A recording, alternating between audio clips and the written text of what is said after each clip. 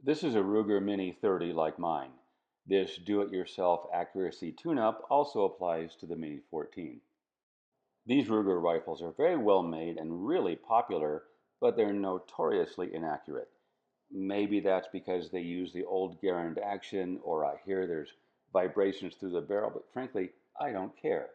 I just need it better for a hog hunt.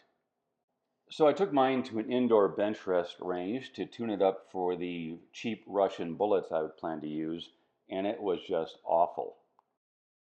This is a group fired with the supposedly better PMC bullets while the gun was really hot, and it's almost 5 inches. Even the best groups were no better than 2.5. That just doesn't work for hunting. I will never take an inaccurate rifle on a hunt and possibly wound an animal that gets away. So, what to do? First thing was to thoroughly clean the Mini 30 and eliminate any variables caused by dirt or corrosion. I went to YouTube, looked up the title you see here, and followed those instructions. It worked really well. My research indicated the trigger is a problem for a number of reasons. So again on YouTube, I looked up how to improve the trigger, this case on the Mini 14, but it's all the same. I took some, but not all of the steps you'll see the gunsmith taking in there, because frankly, I don't have some of the tools he's got. I also took one additional step by replacing the factory hammer spring with a stronger one made by Wolf, the same people who make the Russian ammunition. I had had the same common problem of a few misfires caused by a weak hit, and I can say that I have never had a primer fail to fire when hit by this spring. I started by polishing the flat surfaces, in my case, with a fine stone on a Dremel tool. I did not attempt to polish the fine edges, as you'll see in that YouTube video on the trigger, because I don't have the fine triangular stones that the gunsmith has. I then coated those flat surfaces with really good gun grease. My trigger started out at about 11 pounds pull and pretty gritty. The polishing and grease helps with that, of course, but the springs are also really heavy. I only worked with that one spring you see there in the photo, so I reduced the tension on it, again, like you see in the YouTube video. I ended up with a really smooth trigger of maybe 7 pounds or so. Here you see the polished surfaces and a bit of that grease. So now we get to the loose tolerances and vibration.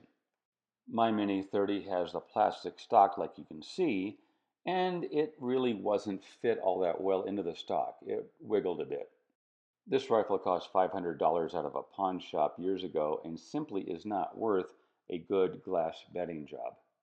So I took ordinary electrical tape and layered it on the surfaces that contact the upper. I started with 2 layers on each surface, fired it a few times, which apparently compressed the tape a bit, so I added a third layer.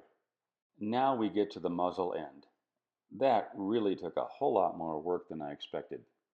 My research indicates that the thin barrel I have, at least, vibrates a lot, and therefore that's a problem.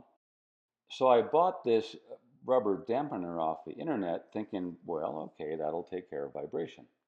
In my case, it actually did not work, but it may be because I added that muzzle brake you can see in the photo. A bit more of that in a second. In for a penny, in for a dollar, right? So I wanted a muzzle brake to reduce recoil.